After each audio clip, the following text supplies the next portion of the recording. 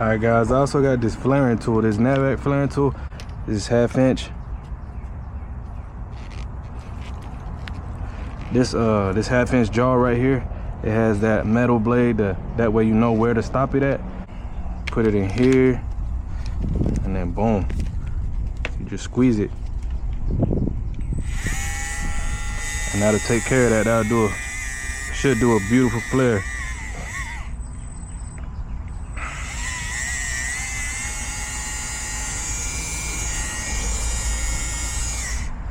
All right, just open it.